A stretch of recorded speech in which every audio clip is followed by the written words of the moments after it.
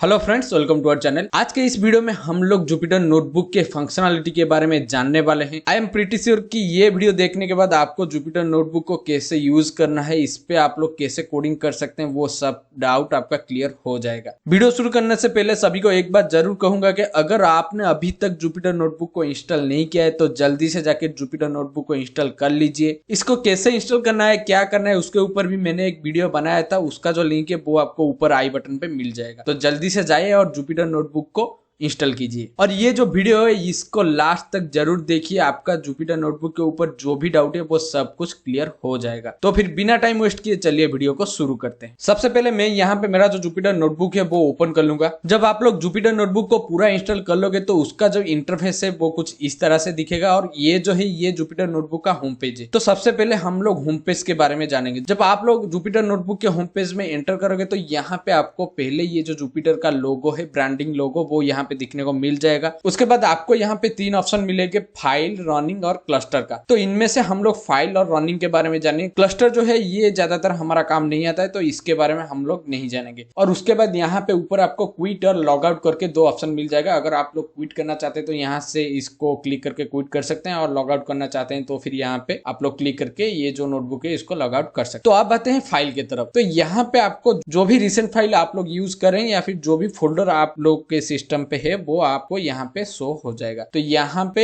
अगर आपको किसी फोल्डर के अंदर पाइथन का एक न्यू नोटबुक ओपन करना है या फिर फोल्डर के अंदर फोल्डर करना है, वो सब कुछ यहाँ पे आप लोग कर सकते हैं। तो इस पेज में आप लोग देख सकते हैं न्यू करके यहाँ पे एक बटन है। तो इसके बारे में बताने से पहले मैं आपको पहले अपलोड के बारे में बताऊंगा। अगर आपको कोई फाइल वगैरह आपके सिस्टम से अपलोड करना है यहाँ पे तो फिर ये अपलोड ऑप्शन के जरिए आप लोग यहाँ पे अपलोड कर सकते हो। तो इस बटन का यूज करके आप लोग यहाँ पे अपना जो फाइल या फिर फोल्डर है इसको सेटिंग ऑर्डर से रख सकते हैं। तो अगर आपको यहाँ पे एक न्यू जुपिटर नोटबुक बनाना हो तो फिर आप लोग ये जो न्यू बटन है इस पे क्लिक करेंगे। क्लिक करने के बाद आपको ऐसा कुछ ऑप्शन आ जाएगा। अगर आप लोग पाइथन 3 का जुपिटर नोटबुक बनाना चाहते हैं तो इस पे क्लिक करके बना सकते हैं। अगर आपको टेक्स्ट फाइल चाहिए या फिर फोल्डर चाहिए या फिर टर्मिनल चाहिए तो वो सब कुछ यहाँ पे आप लोग क्रिएट कर सकते हैं। तो ये जो फाइल वाला सेक्शन है इसमें आपको सभी फाइल यहाँ पे शो होगा। अगर आप लोग चाहते हैं कि एक फोल्डर के अंदर आपको बनाना है तो फिर यहाँ पे आप लोग सिंपली क्लिक कर सकते हैं। तो यहाँ पे चलिए एग्जाम्पल के तौर पर मैं यहाँ पे कोड डिबग जो फोल्डर है उसके अंदर आपको एक पाइथन का जुपिटर नोटबुक बना के दिखाता हूँ। तो यहाँ पे मेरे को कोड डिबग फोल्डर के अंदर बनाना है तो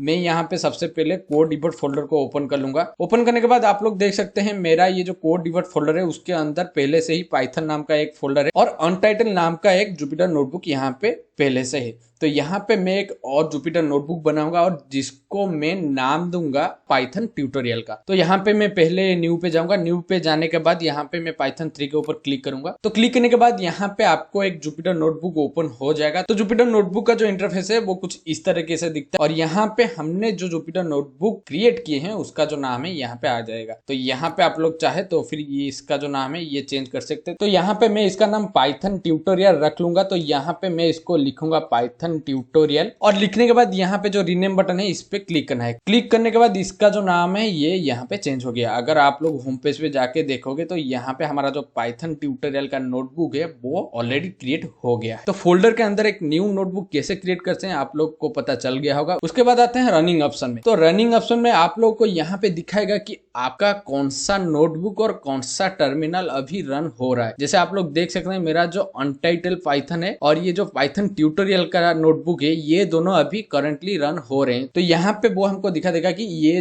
दो नोटबुक रन हो रहे हैं। ये जो अनटाइटल है इसको मैं कुछ समय पहले ओपन किया था तो यहाँ पे वो मुझको रनिंग दिखा रहा है। तो मैं यहाँ पे इसको शट डाउन कर लूंगा। अभी हमारा सिर्फ पाइथन ट्यूटोरियल का जो नोटबुक है वो रन हो रहा है, जैसे कि आप लोग यहाँ पे देख सकते हैं ये मेरा ओपन है यहाँ। तो ये हो गया हमारा जो होम पेज है उसके बारे में। अब हम लोग देखेंगे कि जब हम एक नोटबुक को क्रिएट कर लेते हैं उसके अंदर जो जो फंक्शन है उसको हम कैसे यूज कर सकते हैं। तो यहाँ पे मैं आपको लेके जाऊंगा मेरा जो पाइथन ट्यूटोरियल का नोटबुक क्रिएट किया था उसके अंदर। तो जब आप लोग एक नोटबुक को ओपन करेंगे तो उसका जो इंटरफेस है वो कुछ इस तरीके से दिखाएगा। तो यहाँ पे भी उसका जो ब्रांडिंग का लोगो है वो आ जाएगा। उसके बाद यहाँ पे आपका जो नोटबुक का नाम है वो आएगा। अगर आप लोग इसे चेंज करना चाहते हैं तो यहाँ पे जाके चेंज कर सकते हो जैसे कि मैं पहले बताया। और यहाँ पे आपको दिखाएगा कि आप लास्ट इसको कब चेक किए थे। मैं यहाँ पे 3 मिनट पहले चेक किया था। यहाँ पे वो मेरे को दिखा रहा है 3 मिनट्स एगो। और ये जो फाइल है ये मेरा ऑटो सेव मोड पे है तो ये ये आपको यहाँ पे ऑटो सेव करके दिखा देगा। उसके बाद आते हैं इसका जो टूल्स है उसके ऊपर। तो सबसे पहले हम लोग बात करेंगे फाइल के ऊपर। यहाँ पे अगर आप लोग फाइल पे क्लिक करेंगे तो यहाँ पे आपको बहुत सारे ऑप्शन मिल जाएंगे, जैसे कि आप लोग यहाँ से एक न्यू नोटबुक को क्रिएट कर सकते हैं या फिर आपका जो एग्जिस्टिंग नोटबुक है उसको ओपन कर सकते हैं। अगर आपको नोटबुक का कॉपी करना है तो फिर यहाँ से कॉपी कर सकते हैं। अगर आपको नोटबुक को सेव करना हो या फिर उसका जो नाम है उसको चेंज करना हो या फिर वो जो नोटबुक है उसका प्रिंट निकालना हो या फिर उसको डाउनलोड करना हो तो यहाँ पे आप लोग को ऑप्शन मिल जाएगा। डाउनलोड पे अगर आप लोग जाओगे यहाँ पे आपको मिल जाएगा कि कौन सी फॉर्मेट में आप लोग डाउनलोड करना चाहते हैं। उसके बाद आते हैं एडिट के ऊपर। तो एडिट पे आपको यहाँ पे कुछ इन्फॉर्मेशन मिल जाएगा, जैसे सेल को कट कैसे करते हैं, कॉपी कैसे करते हैं, डिलीट कैसे करते हैं। तो एडिट पे जाके भी आप लोग यहाँ पे ये जो ऑप्शन है इसका इस्तेमाल कर सकते हैं। उसके बाद आते हैं व्यू के ऊपर। तो व्यू पे आप लोग को 4 ऑप्शन मिल जाते हैं। एक होता है toggle header, toggle tool bar, toggle line number and toggle cell tool bar. तो यहाँ पे अगर आप लोग टूगल हेडर को करोगे तो यहाँ पे आप लोग देख सकते हैं हमारा जो जुपिटर नोटबुक का ब्रांडिंग था वो गायब हो गया। ठीक है, तो मैं इसको फिर से ले आता हूँ। उसके बाद आते हैं टूगल टूल बार। अगर आप लोग यहाँ पे टूगल टूल बार करोगे तो यहाँ पे आप लोग देख सकते हैं ये नीचे जो भी हमारा टूल बार का ऑप्शन था, फंक्शन था, वो चला गया। ठीक है, इसको भी मैं ले आता हूँ। अगर आप लोग यहाँ पे टूगल लाइन नंबर करोगे तो यहाँ पे देख सकते हैं ये मेरा जो सेल है इसके अंदर लाइन नंबर आ रहा है। ठीक है, तो यहाँ पे मैं अगर इसको ऑफ कर दूंगा तो यहाँ पे आप लोग देख सकते हैं ये जो लाइन नंबर है ये गायब हो गया। ठीक है, तो ये होता है व्यू का काम। उसके बाद आते हैं इंसर्ट। तो इंसर्ट ऑप्शन के जरिए आप लोग सेल को इंसर्ट कर सकते हैं। अगर आपको एक पर्टिकुलर सेल के ऊपर इंसर्ट करना है या फिर उसका नीचे इंसर्ट करना है तो इसके जरिए आप लोग यहाँ पे कर सकते हैं। उसके बाद आते हैं सेल के ऊपर। तो सेल के ऊपर आने के बाद आपको यहाँ पे सेल का कुछ फंक्शन मिल जाएगा। अगर आपको सेल को रन करना है या फिर सेल को सिलेक्ट करना है वो सब कुछ यहाँ पे आपको मिल जाएगा सेल के ऑप्शन पे। उसके बाद आते हैं कर्नल। तो कर्नल पे भी आपको ये जो कर्नल है इसका जितना भी ऑप्शन है वो आपको यहाँ पे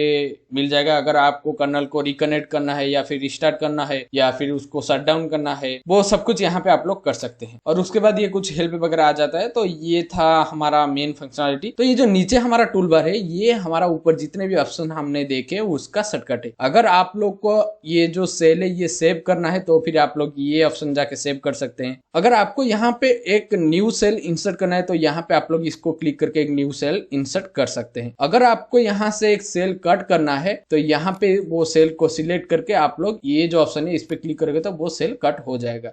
अगर आपको एक सेल का कॉपी करना है तो फिर ये ऑप्शन चूज कर सकते हैं। अगर आपको एक सेल को पेस्ट करना है तो फिर ये ऑप्शन चूज कर सकते हैं। मान लो हमारे यहाँ पे 4 सेल है और मेरे को जो मेरा क्रसर है वो सेल 2 में लाना है तो यहाँ पे आप लोग सिंपली ये जो ऊपर वाला ऑप्शन है ये बटन आरो की इसको क्लिक करके ऊपर ला सकते हैं ये जो क्रसर, और इसको क्लिक करके आप लोग नीचे ले जा सकते हैं। और उसके बाद आता है रन। अगर आपको एक सेल को रन करना है तो फिर आप लोग ये ऑप्शन प्रीफर कर सकते हैं। तो यहाँ पे मैं आपको रन करके एक प्रोग्राम दिखा देता हूँ। तो यहाँ पे सिंपली हम लोग एक फंक्शन रन करेंगे, प्रिंट फंक्शन। तो यहाँ पे मैं लिख लेता हूँ प्रिंट लिखने के बाद यहाँ पे मैं चलो हेलो वर्ल्ड लिख लेता हूँ।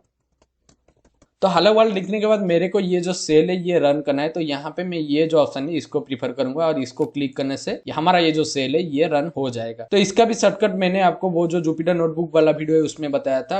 अगर आपको एक सेल को रन करना है तो आप सिंपली शिफ्ट प्लस एंटर दबा सकते हैं। और उसके बाद ये जो है ये हमारा कर्नल के लिए है। अगर आपको कर्नल को इंटरप्ट करना है तो फिर आप लोग ये ऑप्शन का इस्तेमाल कर सकते हैं। और ये जो है ये कर्नल को रिस्टार्ट करने के लिए होता है। और ये जो है ये ऑप्शन हमारा कर्नल को रिस्टार्ट करने के साथ साथ हमारा जितने भी सेल है यहाँ पे वो सबको फिर से रन करेगा। ठीक है, और उसके बाद आता है ये ड्रॉप डाउन ऑप्शन। तो ये जो है ये हमारा इंपोर्टेंट पार्ट है। मैं इस सेल में जो भी लिख रहा हूँ वो क्या है, वो मैं कोड लिख रहा हूँ या फिर मैं कुछ स्टेटमेंट लिख रहा हूँ या फिर मैं कुछ पैराग्राफ लिख रहा हूँ, तो वो जो भी मैं लिख रहा हूँ यहाँ पे मैं वही ऑप्शन चूज करूंगा। तो अगर आपको यहाँ पे कोडिंग करना है तो फिर आप लोग यहाँ पे कोड चूज कर सकते हैं। और ये जो कोड है ये बाय डिफॉल्ट आता है। ठीक है, आपको चूज करने की जरूरत नहीं है, ये बाय डिफॉल्ट कोड ही आता है। मान लो मेरे को यहाँ पे एक स्टेटमेंट लिखना है तो मैं पहले स्टेटमेंट लिखता हूँ।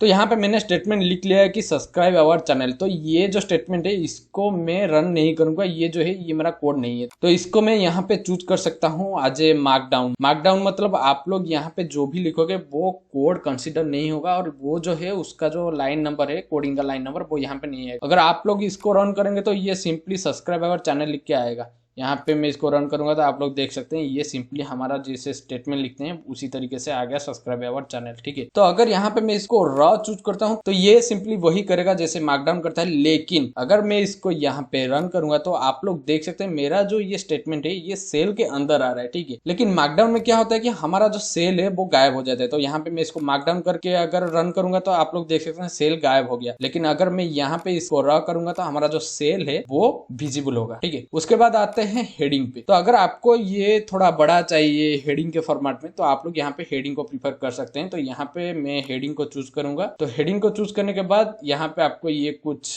दिखा देगा कि हेडिंग कैसे लिखते हैं। ठीक है, तो इसको ओके करने के बाद आप लोग देख सकते हैं ये मेरा बड़ा हो गया। इसको रन करूंगा तो ये हमारा बड़ा करके ये जो स्टेटमेंट है वो प्रिंट हो जाएगा। तो अगर आपको इसको हेडिंग 2 या फिर हेडिंग 3 या फिर हेडिंग 4 करना है तो उसी तरीके से आप लोग यहाँ पे हमारा जो हाश की है उसको लगा सकते हैं। अगर मैं यहाँ पे 2 हाश की लगाऊंगा तो यहाँ पे ये थोड़ा छोटा हो जाएगा। तो जैसे जैसे आप लोग हाश की का यूज करते जाएंगे तो ये इसका जो हेडिंग का फॉर्मेट है वो थोड़ा छोटा होते जाएगा। तो ये हो गया हमारा फंक्शनलिटी, और बहुत सारे फंक्शनलिटी है जिसको आप लोग गूगल से जाके देख सकते हैं कि कैसे लिखना है, क्या करना है। तो आज का जो वीडियो था ये सिर्फ इतना ही। आई होप कि आपको समझ में आ गया होगा कि जुपिटर नोटबुक को कैसे यूज करना है, इसका जो फंक्शनलिटी वगैरह है उसको कैसे इस्तेमाल करना है। तो फिर मिलते हैं आपको अगले वीडियो में, तब तक के लिए पीस आउट।